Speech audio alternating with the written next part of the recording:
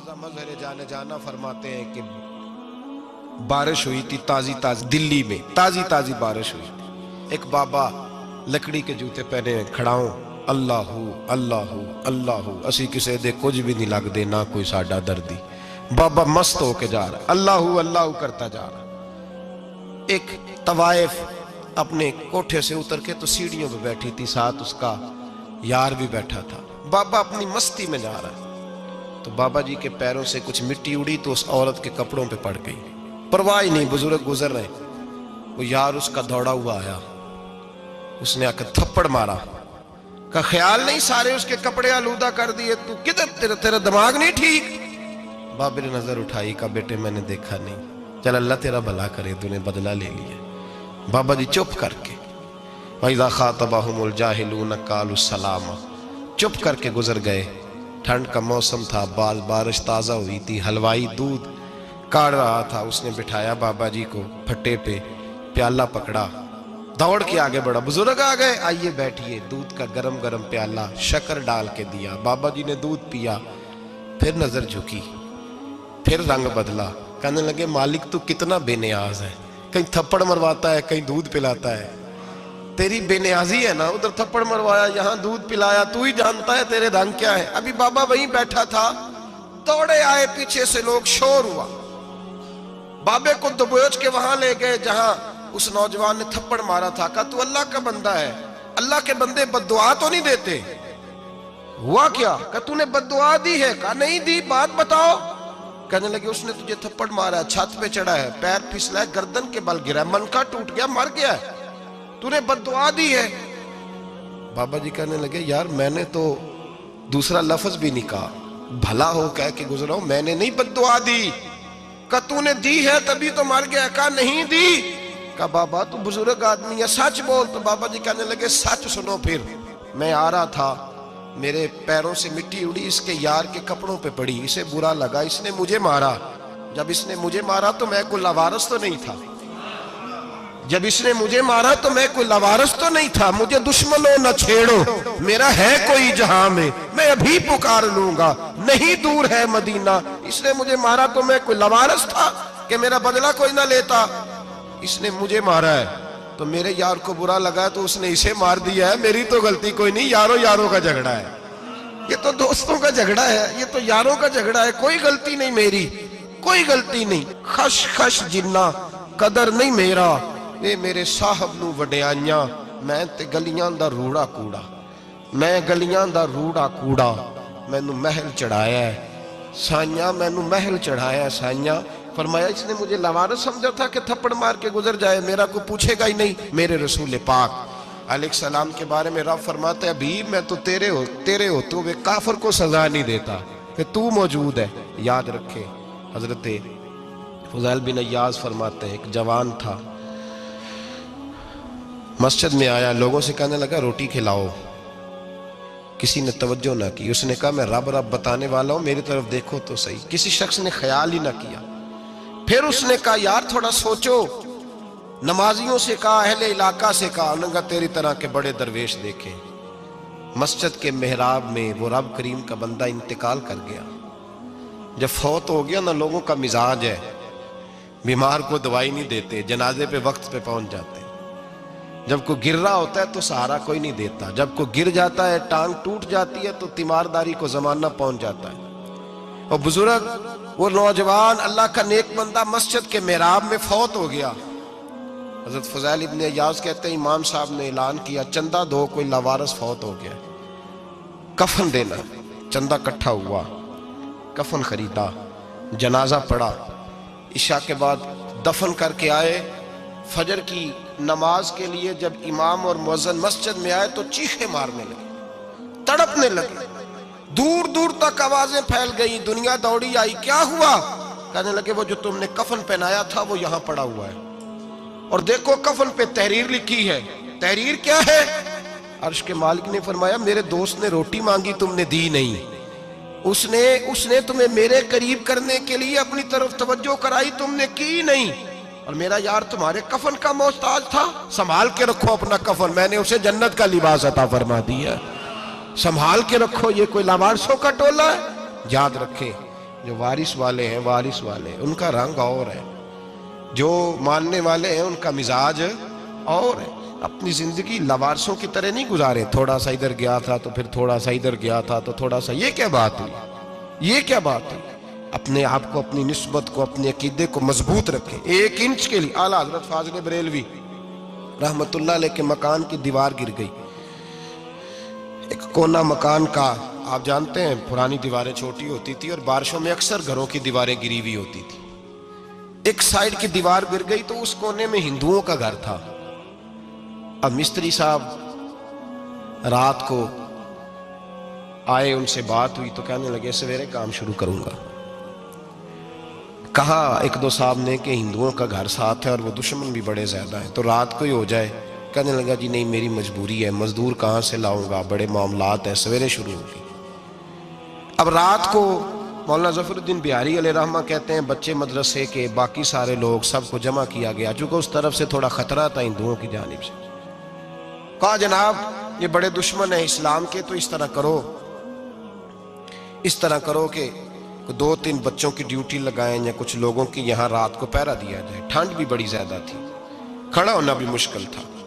اعلیٰ حضرت رحمت اللہ علیہ عشاء کی نماز کے بعد جلدی حجرہ خاص میں تشریف لے جاتے تھے۔ اس رات جب دیکھا نا باہر شور ہو رہا ہے تو اسی طرح سر پہ ایک رومال لپیٹا تو باہر آ گئے، کہنے لگے کیا شور ہے؟ کہ حضور سردی ذرا زیادہ ہے تو یہاں کسی کی ڈیوٹی لگانی ہے پہرے کی۔ 2 منٹ خاموش رہے، پھر فرمانے لگے کوئی ضرورت نہیں، جاؤ سو جاؤ سارے جا کے، کوئی ضرورت نہیں، جاؤ اپنے اپنے گھروں کو، کوئی حاجت نہیں، پہنچ جاؤ۔ کہا حضور مہربانی کرے، وہ طے ہونے لگا تھا۔ فرمایا میری وجہ سے کیوں کوئی ساری رات بیدار رہے، جاؤ تمہیں کہا نا آرام کرو۔ لوگ سو گئے۔ صبح فجر کی نماز پڑھ کے اعلیٰ حضرت رحمت اللہ تعالیٰ علیہ جب سیڑھیاں اتر رہے تھے رضا مسجد کی، تو وہ جس ہندو کی جانب سے زیادہ خطرہ تھا وہ سیڑھیوں پہ بیٹھا تھا، مسجد کی سیڑھیوں پہ۔ سب لوگوں کی توجہ ہو گئی، کہنے لگا مولانا میں کلمہ پڑھنے آیا ہوں، مجھے کلمہ پڑھا کے مسلمان کر دو، میں کلمہ پڑھنے آیا ہوں، مسلمان کریں۔ لوگوں کی توجہ، اعلیٰ فرمانے لگے نہیں ابھی تو انتظار کر، تھوڑی دیر کے اچھی طرح سوچ لے، جذباتی فیصلہ نہ کر کہ تو آ رہا ہے۔ یہ کہہ کے جب 2 سیڑھیاں نیچے اترے اس کے پاس سے تو اس نے پیر تھام لیے، کہنے لگا اب ایسے تو نہ کرو، رونے لگا۔ اعلیٰ حضرت رحمت اللہ نے کلمہ پڑھایا، کچھ باتوں کی نصیحت فرمائی، تشریف لے گئے۔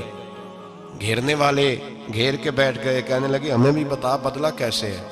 کہنے لگا دیوار گر گئی، آدھی رات کے وقت، آدھی رات تک انتظار کرتا رہا، پہرے دار کوئی نہیں، تو 2 تلواریں لے کر جب میں ان کے مکان کی جانب بڑھا، میں نے کہا آج گردن کاٹوں گا اور کاٹ کر کے نکلوں گا۔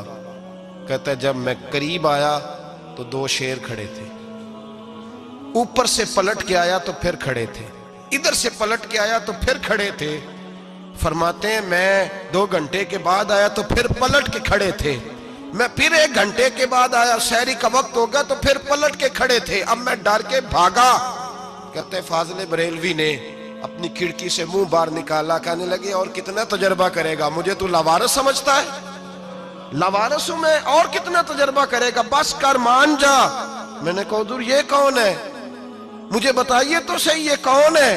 تو کہنے لگے میں نے ساری زندگی رسول اللہ کی عظمت کا دفاع کیا ہے، ساری زندگی غوث اعظم کے نعرے لگائے ہیں، ابھی تو یہ مدد صرف غوث پاک جیلانی کی بھیجی ہوئی ہے، ابھی تو غوث اعظم کی بھیجی ہوئی مدد ہے، مولا علی ابھی پیچھے ہیں، 2 جہاں کے محبوب ابھی اس سے پیچھے ہیں، وہ تو ابھی پیچھے ہیں، پیچھے کھڑے ہیں کہ ضرورت پڑی تو ہم بھی تیار بیٹھے ہیں۔ او بھائی آج رواج ہو گیا، رواج، میں نے 2-4 دن پہلے بھی کہا تھا، لوگ کہتے ہیں نہیں کوئی نہیں ضرورت، سامنے سارا کچھ نظر آ رہا ہے۔ او خدا کے بندو یاد رکھو، نسبت ہے بڑی چیز، جانے تو دو میں اگر کسی کو نسبت میسر آ گئی نا، نسبت، خالی دامن ہی مل گیا، تیرے ہاتھ میں کچھ ہے تو ہونی چاہیے نا، خالی دامن ہی تجھے کسی کا میسر آ گیا تو بچ گیا۔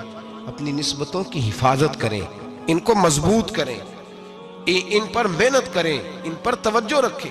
یہ نسبت جو ہوتی ہے نا، نسبت، یہ دیکھیں نا، ایک گتا ہے عام کتاب کو لگا ہوا ہے تو جہاں مرضی رکھ دو، اس کی کوئی قدر نہیں، لیکن جو گتا قرآن مجید کو لگ گیا ہے اس کو بغیر وضو چھونا جائز ہے۔ ایک پٹھے پہ اینٹ بنی ہے، جو باتھ روم میں لگ گئی وہاں بغیر جوتے کے جایا نہیں جا سکتا، اور جو مسجد میں لگ گئی وہاں جوتے پہن کے جایا نہیں جا سکتا۔ یہ نسبت ہے بڑی چیز، اگر میسر آئے نصیب ہو اپنی نسبت کو مضبوط کر کے رکھا کریں، اس کی جولانی کا مظاہرہ کیا کریں، اس نسبت میں روز توانائی آنی چاہیے۔ میں آپ کو بڑی ذمہ داری کے ساتھ ایک بات بتاتا ہوں تجربے کی، ہمیں جتنا کسی نے آ کے کہا ہے نا نسبت کے خلاف، ہماری نسبت اس سے زیادہ مضبوط ہوئی۔ ہمیں جتنا کسی نے آ کے کہا ہے نا جی آپ کو کیا ملا، آپ کو کیا ملا، تو ہم نے اتنا کہا یار جیسے جیسے تو کہتا جاتا ہے ہماری تو نسبت میں اضافہ ہوتا جاتا ہے، ہمارا تو مزاج بدلتا جاتا ہے، روز ایک نیا پردہ کھلتا ہے، روز ایک نیا رنگ واضح ہوتا ہے، روز ایک نئی توانائی۔ ابھی تھوڑے دن کی بات ہے، ایک مولانا شرف الدین صاحب ہیں، مفتی صاحب، میرے حضرت صاحب کے مرید ہوئے، مفتی تھے، عالم آدمی تھے، سرکار تاج الشریعہ، ہمارے شیخ سے بیعت کی۔ اب ہمارے حضرت صاحب کا اس وقت حال وہی ہے، وَرَأَيْتَ النَّاسَ يَدْخُلُونَ فِي دِينِ اللَّهِ أَفْوَاجًا، اب فوجوں کی فوجیں لوگ آتے ہیں۔ ہم نے دیکھا ہے صرف خالی مرید ہونے والے بار سینکڑوں کی تعداد میں ہزاروں لوگ بیٹھے ہیں کہ صرف بیعت اتنا کہہ دیں ہم نے قبول کیا۔ اس عالم میں اور جہاں حضرت صاحب کا اعلان ہو جائے کہ تشریف لا رہے ہیں وہاں لاکھوں کا مجمع جمع ہو جاتا ہے اور ایک جھلک دیکھنے کو لوگ ترستے رہتے ہیں۔ یہ کیفیت ہم نے دیکھی، وہ دور گزر گیا، کبھی ایسا بھی ہوتا تھا ایک میں ہوتا تھا، ایک تو ہوتا تھا، اور تیسری تنہائی ہوتی تھی۔ وہ دور بیت جاتا ہے، وہ لمحے کسی کسی کو نصیب آتے ہیں۔ حضرت کا وہ مولانا شرف الدین صاحب کہتے ہیں مرید ہوا، تو مرید ہوا مجمع میں، رسی حضرت پھینکتے ہیں یا چادر پھینکتے ہیں تو پکڑ کے مرید ہوا، تو ساتھ ساتھ اور چادریں باندھی تھی، لوگوں نے پکڑی ہوئی تھی۔ ایک مولانا، میں جب بیعت ہو کے آیا ان کو بتایا تو مجھے کہنے لگے یار تو ایسی جگہ مرید ہو گیا جو تیری بات بھی نہ سن سکیں، جن کو تو دکھڑا بھی نہ سنا سکے، جو مصروف ہی بڑے رہتے ہیں، کہاں مرید ہو گیا تو؟ ایسے پیر کا بیعت ہوتا جہاں تو جاتا وہ تیرے پاس آتے، گفتگو ہوتی، بات چیت ہوتی۔ کہتے جب انہوں نے مجھے بہت زیادہ قائل کیا نا، بہت زیادہ، تو میں نے ارادہ کر لیا، میں نے کہا بات ٹھیک ہے، بیعت کہیں اور ہونا چاہیے تھا۔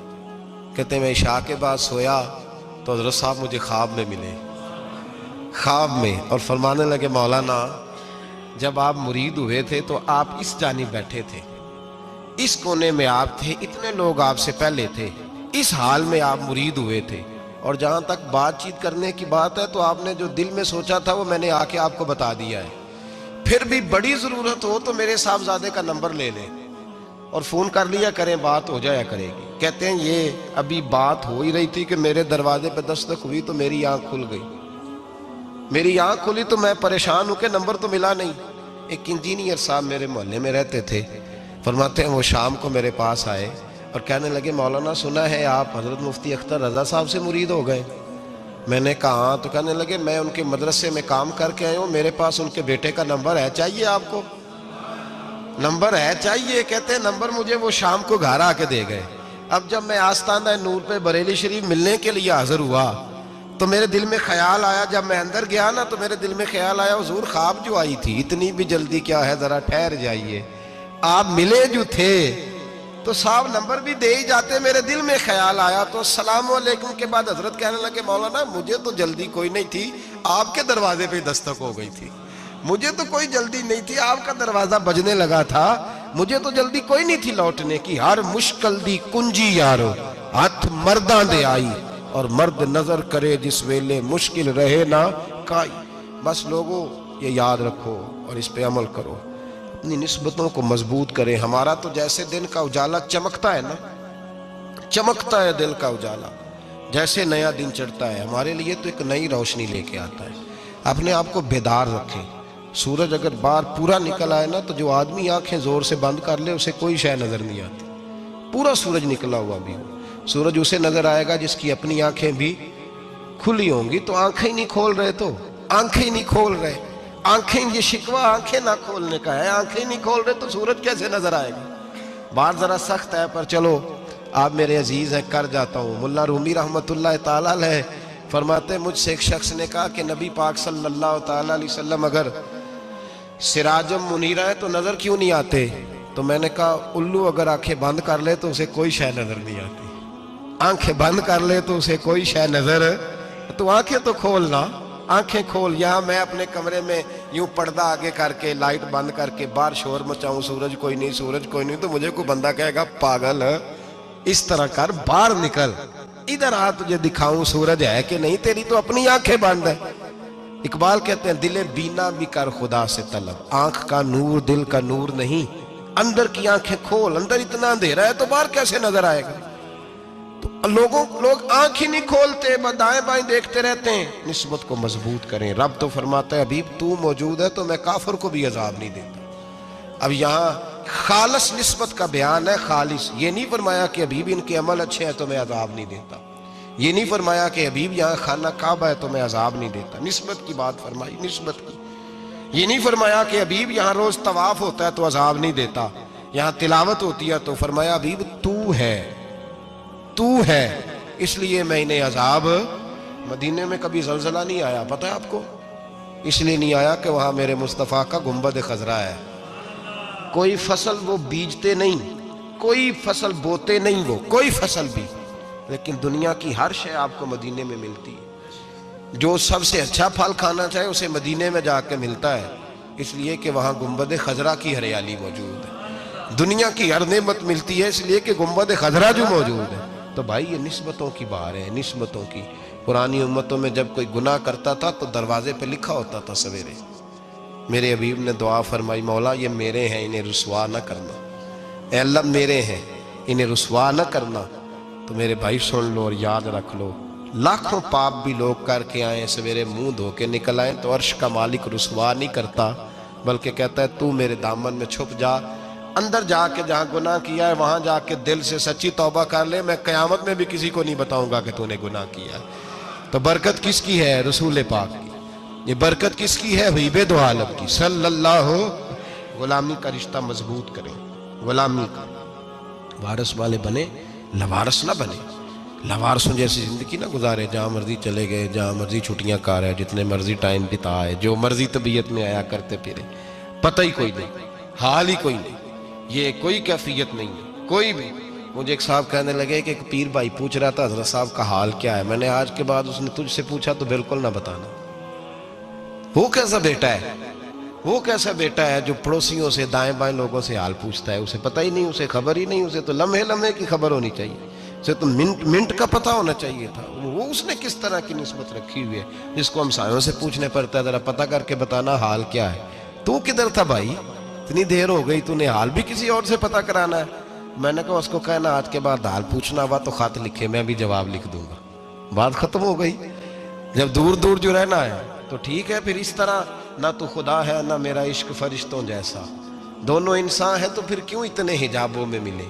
اور اس نے کہا تھا اب کہ ہم بچھڑے تو شاید کبھی خوابوں میں ملے، جیسے سوکھے ہوئے پھول کتابوں میں ملے۔ ایسا کام نہ کریں کہ وہ انداز ہی بدل جائے، اپنے آپ کو، اپنی نسبتوں کو مضبوط کریں۔ اللہ تبارک و تعالیٰ سے دعا اور التجا ہے کہ اللہ کریم ہمیں نسبتوں کی مضبوطی عطا فرمائے، اور اللہ تبارک و تعالیٰ ہمیں یہ توفیق دے کہ ہم سمجھ جائیں اس بات کو کہ اصل بات ہے کیا، اور اصل کی مضبوطی کتنی ضروری ہے، اصل تک پہنچنا کتنا ضروری ہے۔ اور یہ بھی یاد رکھیں، اماں جب ناراض ہوتی ہے نا، جب اماں ناراض ہوتی ہے تو کہتی ہے بس نکل جاتا، فٹافٹ نکل جاتا، دوڑ جا، کوئی تعلق نہیں۔ ابا بھی کہتا ہے آج آیا تو ٹانگیں توڑ دوں گا، حال ہی کوئی نہیں۔ اور وہی بیٹا جا کے 2 منٹ پیروں میں بیٹھتا ہے، کہتا ہے اماں تجھے پتہ ہی نہیں میں کتنی ٹینشن میں تھا۔ تو وہی اماں باہر نکل کے پہلے بڑھ کے مار رہی ہوتی ہے حد کر دوں گی، پھر وہی اماں کہتی ہے بڑا پریشان ہے بیچارہ۔ یہ کیفیت ہے، اپنے آپ کو صحیح کریں، اپنی نسبتوں کو مضبوط کریں، احکامات پہ عمل کریں، محبوب کی غلامی تگڑی کریں۔ یہ جو سستیاں ہیں، کوتاہیاں، ان کو دور کریں۔ زندگی کا لطف آتا ہی تب ہے جب آپ پورے طور پر اپنے آپ کو چاق و چوبند کرتے ہیں۔ اگر تھوڑا کر لیا، تھوڑا چھوڑ دیا، 1 پڑھ لی، 3 رہ گئیں، 3 پڑھ لیں، 2 رہ گئیں، یہ لطف نہیں ہے، یہ ذائقہ نہیں ہے۔ اپنے آپ کو مضبوط کریں اور پورا مضبوط کریں، پوری اپنے اندر جو ہے وہ جولانی نسبت کی پیدا کریں۔ بس یہ دعا کریں اللہ جب تک زندہ رکھے غلامی میں رکھے، اور مارے تو غلاموں جیسی